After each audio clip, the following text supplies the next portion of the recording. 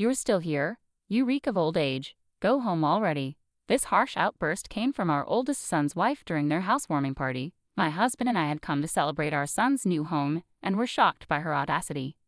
Our son stood up, probably trying to calm his wife down, but beside me, my husband quietly muttered, "Shall we bring this house down?" At his words, our daughter-in-law's arrogant smile turned into a surprised gasp.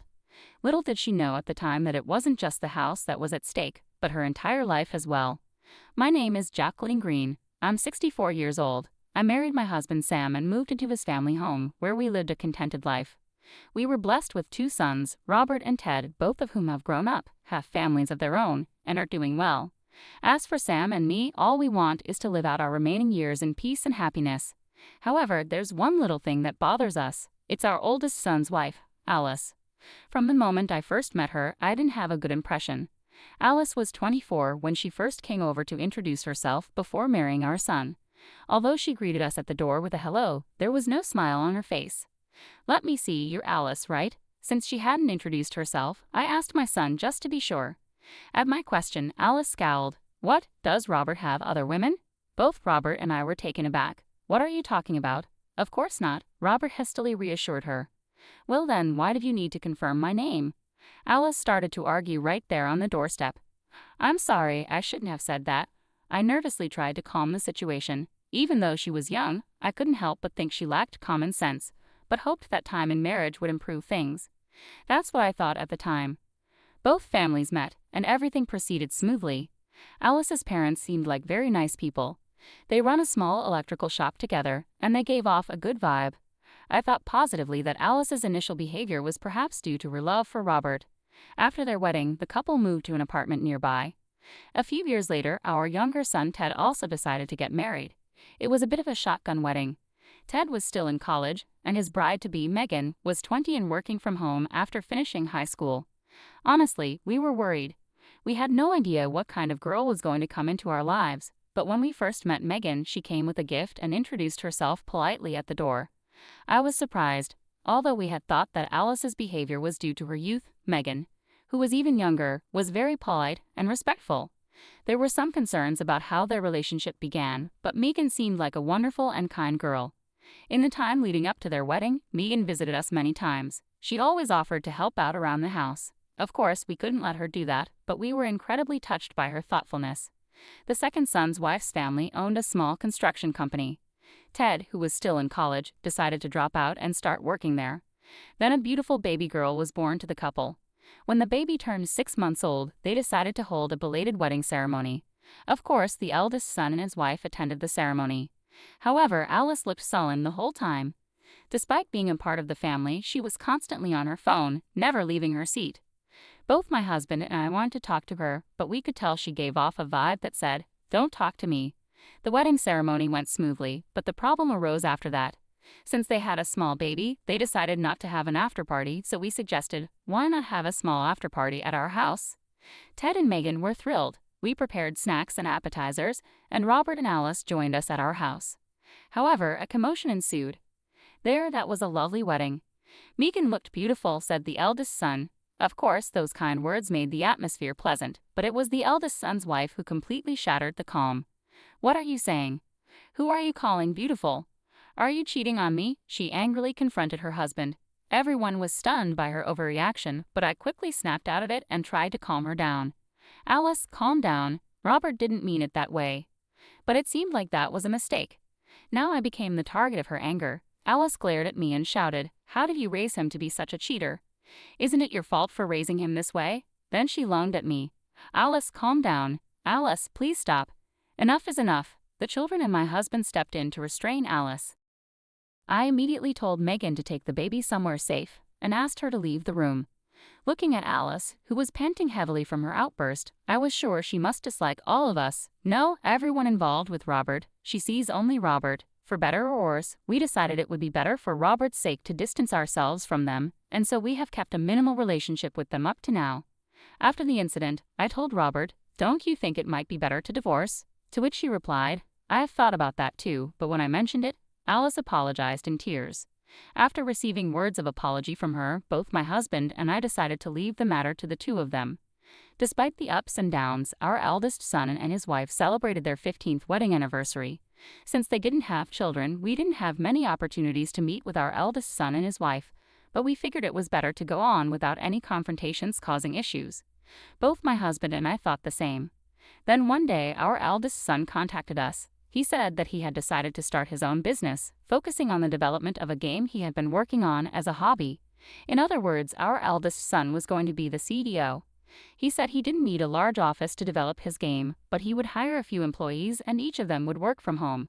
Because there would occasionally be a need for meetings, he told us he was planning to build a new house with a small meeting room and his own workspace. My husband and I were very happy to hear that our eldest son was turning his hobby into his career and looking toward the future. A few months later, a mansion was completed. We were invited to the housewarming party along with our second son's family. It had been several years since we last met our eldest son's wife, but she had become a fine adult. I thought there wouldn't be any problems like before. Thinking that, we brought our congratulations and visited our eldest son's home. "Hello, excuse us," I said as I rang the bell. My eldest son came out to greet us. He guided us inside the house, saying, "This is the conference room, this is the workspace, and this is the living area.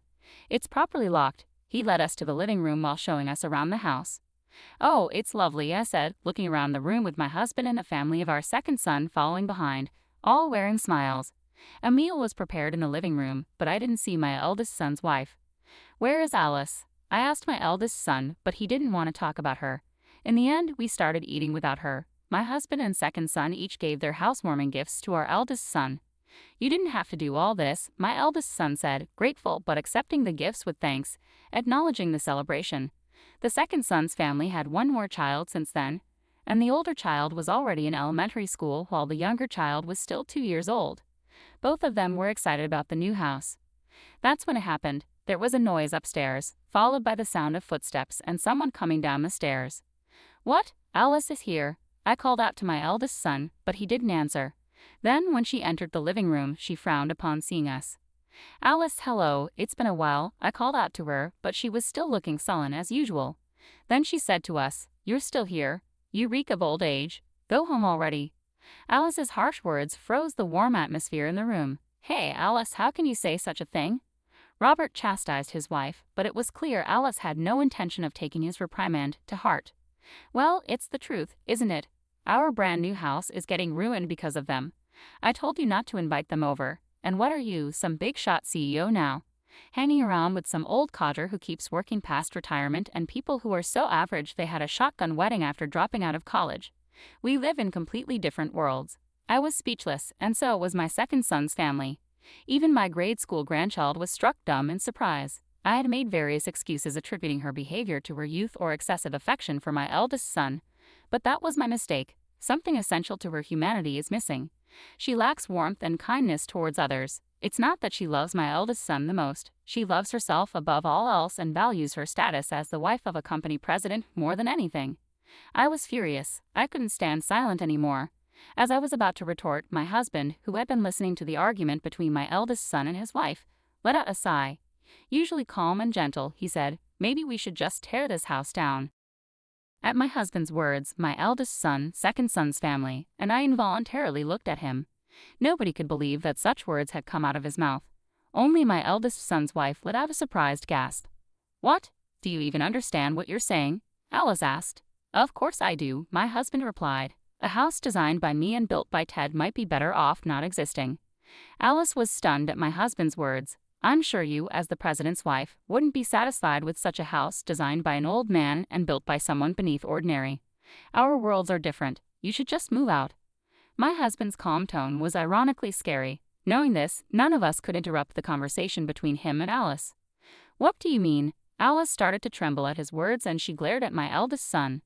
Noticing her gaze, my eldest son sighed and said to Alice, "It means exactly what he says. This house was designed by my father, a top architect, and the contractor is Megan's family's firm, with the foreman being Ted. I may hold a title and be a president, but I neither have substantial wealth nor reputation yet. Thanks to my family, I could own such a wonderful house rather among us. I know we are the most ordinary or even beneath ordinary." Alice turned pale at my eldest son's words. She must not have known, but even if she didn't know, didn't she ever wonder? There's no way our eldest son's income and savings alone could have built such an impressive house. My husband didn't even charge for the design work, and there's hardly any profit for our second son's in-laws who run a construction company. I can't thank enough to our second son's in-laws who helped us simply because we're family. Yet our eldest son's wife has the audacity to act pompous just because of her husband's status. Who does she think she is, saying that we're less than average? Alice repeated his words as if she couldn't believe them. You could see the despair on her face. Indeed, my husband still works for a company even after his retirement, but that's because the company asked him to stay on as a top-tier architect. Our second son is being groomed as the next boss at his wife's family business. He gets good treatment not just from his coworkers but also from the business partners that his wife's family has had relationships with for years. And even though he's not yet the president, he's working hard for the company. Yet in this group, Alice is at the bottom of the barrel. Our eldest son laughed, looking at his wife, whose face had turned blue as if she was about to cry at any moment. Our second son also started laughing involuntarily, but the atmosphere was anything but pleasant. Our second son's wife quickly picked up on the mood and took their child to a nearby dollar store. She's really good at reading the room and is very considerate. Apologize to Dad and Mom properly if you understand. Our eldest son stopped laughing and yelled at his wife. What? Am I really that bad? You're always on their side. It's only natural for a husband to side with his wife. Alice fought back. Sure, that's right, but it's also a husband's job to point out when his wife is wrong. You're wrong. If you have a complaint, quit being my wife right now, our eldest son replied, truly angry. Seeing her husband so angry, Alice quickly changed her attitude and conspicuously knelt down. I didn't know. You never told me, she said, acting like a tragic heroine. Then, as if intoxicated by her own performance, she turned to my husband and me and began to apologize. I'm really sorry for the rude things I've said. We watched her act with a blank expression, not feeling a shred of sympathy. Her overly dramatic apology didn't touch our hearts at all, and it was too late to apologize anyway. We had no intention of accepting her superficial apology, just like last time. Seeing his wife in this state, our eldest son asked, Dad, Mom, what do you think? Am I terrible? Am I doing something wrong? My husband looked at me, realizing that I had something to say. I couldn't forgive her for her previous remarks, no matter what. No, Robert, I think you're right. If a wife disrespects her family, it's a husband's duty to correct her. I will reflect and change my attitude. Alice continued her melodramatic act. No, Alice, this is not the first time you've been disrespectful to us, is it? Haven't you been told this every time by Robert? Robert must have pointed out your words every time, right? What about that? I asked. At my words, Alice bit her lip, turning pale. I don't meet someone who belittles my husband and son in the Green family. It would be better for both of us to cut ties, I said. Jacqueline, she cried out in a desperate voice. In our 15 years of marriage, it was the first time she called my name. We live in different worlds. I threw her words back at her. At those words, Alice collapsed on the spot and froze as if her spirit had left her body. She might be regretting her actions a little bit. Being told that we live in different worlds must have been a significant blow to Alice, even though they were her own words. Although I thought that, my second son said, Mom, you were really cool. It seemed to be quite a shocking remark for Alice. In the end, my eldest son Robert decided to divorce his wife Alice, who loved Robert so much. When Robert proposed, if you want to stay with me, Alice, you need to start working and contribute to the mortgage for this house we got at a reduced rate, Alice turned bright red with anger. At the time of their marriage, Robert had told her, I want my wife to be a homemaker.